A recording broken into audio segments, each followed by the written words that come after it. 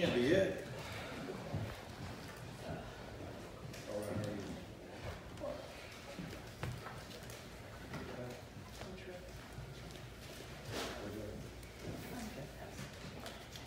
Good, that's perfect. Is that everybody? Okay, I'm going to start out with our team captains for this ball game.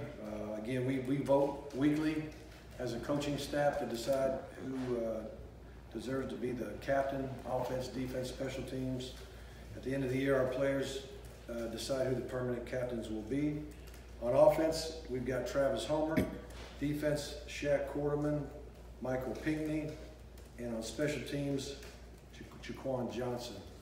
I don't even know if anybody made note of it, but we punted 3 times. Jaquan made all 3 tackles. Very impressive. You know, week before against Florida State, we give up a touchdown and a long run on top of that on the kickoff team. And really, Jaquan actually tackled the guy twice on one play. He got him on the ground. The knee hit, but we weren't sure, so he kept running. And Jaquan got back up and tackled him again. So really had 4 tackles in 3 plays, which is hard to do. That was impressive. Getting ready to play Boston College here on Friday. Another non-traditional night for college football. Coach Adazio is doing a super job there. I really like him, you know, getting to know him in the ACC coaches meetings and just his approach to everything. He's kind of a no-nonsense guy. He likes things to make sense, and you know, you kind of know what you're getting with him. So I really appreciated him and getting to know him and how he goes about his business. Their last ball game, they beat Louisville 38-20. They racked up 430 yards of total offense and had 35-plus points for the fifth time this season. Very impressive what they're doing offensively. Had 2 running backs that weren't named Dylan have 100 yards apiece in that ball game.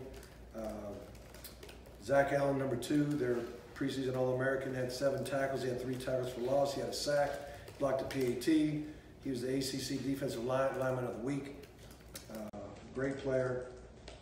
While we're at that, I think they've got 10 returning starters on offense, 7 on defense, something like 30 to 35 seniors on their team. Just a very mature veteran ball club that kind of like their coach, no nonsense and get after people. In their last ball game, they also had a blocked punt for a touchdown for the 2nd straight game, and they're 4-0 at home. And of course, they got their red bandana night, and it's a very worthy event. Obviously, one of their people was a hero in the 9/11. I wish I could remember his name right off the top of my head, but I can't. But when you see the stories about what happened, just very inspirational, I'm sure to them, but it'll inspire us as well for his heroics.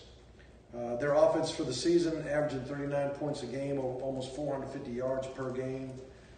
They've scored 39 touchdowns. That's the most in the ACC. They've got 19 out of 25 red zone attempts have been touchdowns.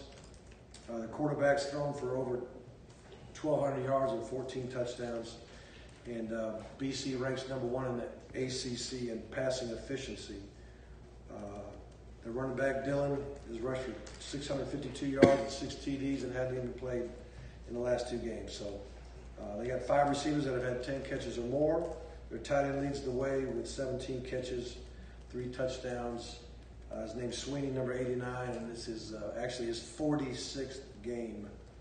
And their offensive line, I think when the season started, had combined starts of 139 games. So, again, very experienced bunch. Senior receiver, Michael Walker, number 3. He's 2nd in the ACC in all-purpose yards.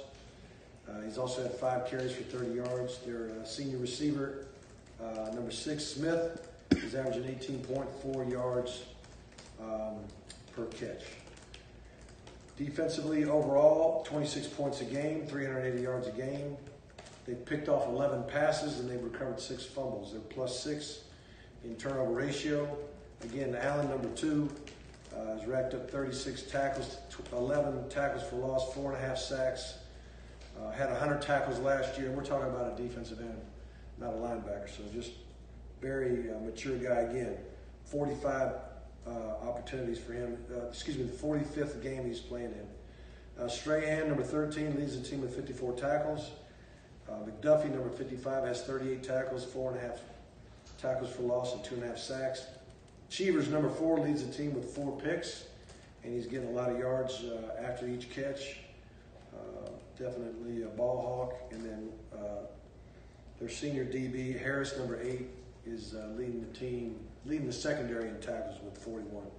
They ranked number 1 in the ACC for kickoff coverage, 43 yards net. Walker leads the conference in kickoff return yards, 25.9 a game. BC's attempted 3 field goals, made them all, and their sophomore punter, number 95, Carlson, is averaging 39.4 yards on 36 punts, and I think 9 inside the 20. So they do a really good job in all areas. They're super strong, mature, solid football team that will get after you. And playing at their home where they haven't been beaten is going to be quite a challenge for us. So with that, we'll open it up and see what you guys want to ask. Do you expect to see Dylan, and even if he doesn't play, does it make that much Yeah, difference? well, they don't change their scheme if Dylan's not in. He's had a long time to get healthy, but I don't know the type of ankle injury. People talk about a high ankle sprain. They're usually a little more severe. But my guess is they don't want to play him until he's really ready. And whether or not he's ready or not, I don't know. But I don't think it'll change their scheme. But you watch Dylan play, he's a beast. I mean, there's no doubt about it. He's a giant man for a running back. And I think early in the year, I forgot who they were playing, but I'm watching him play somebody on a Thursday, Friday night, something like that, and he's just trucking people, and they're getting after it up front. So they're impressive running the ball. Yes. Mark, are you aware of a video that surfaced on social media that shows the Kosi Perry? Yes, I saw that. Yeah, I saw that. Yeah. It's been addressed. It was not very mature, obviously. He didn't break any laws. He didn't break any NCAA rules. And he's in good standing. But, you know, the image is not good. We don't like that. And he just got to be more mature and more wise with what he does. So I didn't like it. He knows that. He knows that it's not a very wise thing to do. But, you know, like I said, it's been addressed. And no rules have been broken. He's in good standing. Mark, have you questioned him about where the money came from to make sure it wasn't an NCAA We violation? covered our bases. We covered our bases on everything. Mark, with a week to look at the offense and kind of evaluate where you are on that side of the ball, what did you see when you... Mostly, like I said before, after the game, I mean, it was mostly a matter of how we executed or lack thereof. Just too many missed assignments, too many opportunities that we had that we didn't take advantage of one way or another. There's a lot of, whether it was a drop ball here and there or an inaccurate throw or protection breaking down, or, you know, when you added them all up, about 40 out of 60 plays, we had our own self-inflicted wounds. And you had a team that was well prepared, had 2 weeks, and did a really nice job of playing defensive football. Those things all added up for what happened, and that's why we got to make sure everything we put in, we can execute. We got to practice. We got to practice well. I apologize. Yeah. I know that maturity was one of the things that you and John really wanted to see from those young guys coming into the season. How disappointed or how concerning was that moment that you guys had to kind of revisit some of those issues with Nkosi and Caden? Well, everything is it's a learning experience. You know, college is a learning experience. You know, guys are human. Guys make mistakes. I think if everybody's really honest with themselves and kind of look back at that age, time when you're that age, and if everybody knew everything you did, there'd probably be some embarrassing moments. And but you know, the quarterback position, I expect more. We're gonna demand more, and until everybody grows up, we'll keep discipline. Is he going to play more this game? You know, you said before he was going to play. He's in good standing to play.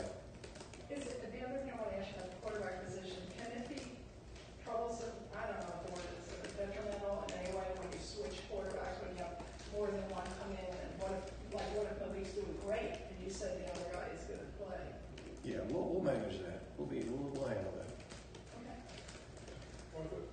What was the decision-making process for you? Is it, do you look at all as far as the defense that you're facing, maybe guys? As far as who's going to start or who's going to play in the game, like if I was going to put Kosi in or not, Yeah. that part of it. Right, yeah.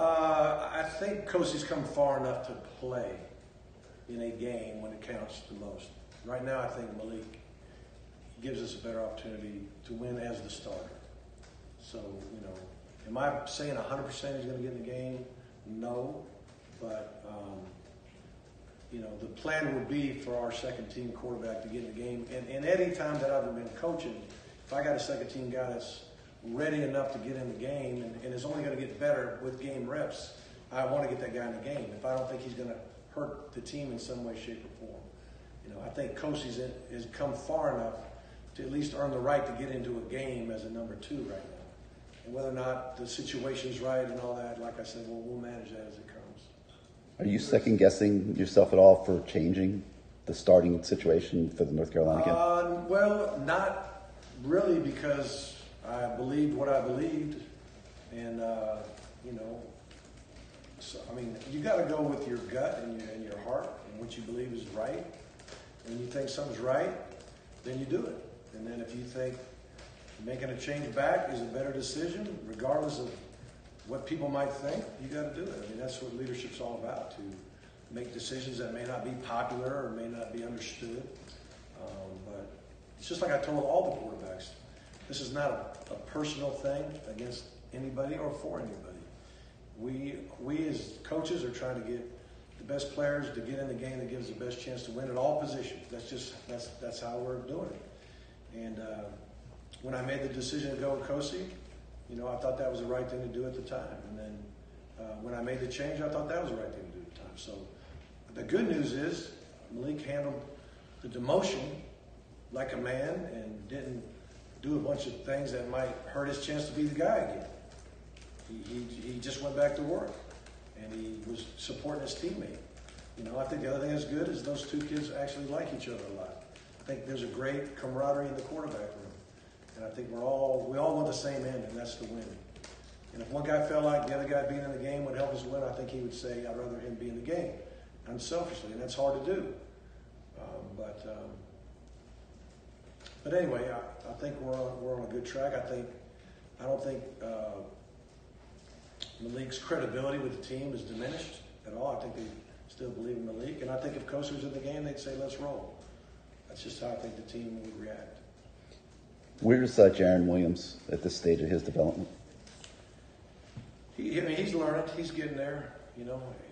Every time you play a new team, they might have a little wrinkle in a coverage or a blitz or a twist that you've never seen before. It's always something new that you're putting in your memory bank, and he is getting reps. I mean, he's probably getting more reps as a 3 than I've given the number 3 quarterback, because I want to see him develop, and he is getting better. Mark, did you take this opportunity to remind the players of their responsibility on social media? And if not, what might you have said at the beginning of the year as sort of a message? Yeah, I think they all get it. They all know. We're constantly talking to them about social media. We have people come in and talk about the do's and don'ts and all those things. And sometimes kids just want to do what everybody else is doing. I mean, there's a bunch of kids that are acting like they got a bunch of money on Snapchat. And there may be 20,000 kids doing it, but they don't play quarterback at Miami. You know what I mean? So, and then they just got to understand that it's different for them because people know who they are. And they can't do things that they might think is what other people do and all that kind of thing. So our guys know, and we've had very little of that. I mean, I've been here 3 years, I've had very little of that type of thing. And, obviously, what happened was not what we want. I mean, the fact that I'm answering questions about it shows that it's inappropriate, okay? So, but I mean, how many times have I answered questions on that type of thing in 3 years? Not very often. So, for the most part, we're doing a pretty good job, and this certainly was not one of those moments. Mark, I'm sure with all your experience with coaching guys, you've had a situation before where you kind of switch starters this late in the season. I don't know, but do you have experience having done this before? You can talk about, or kind of I'm sure somewhere along the way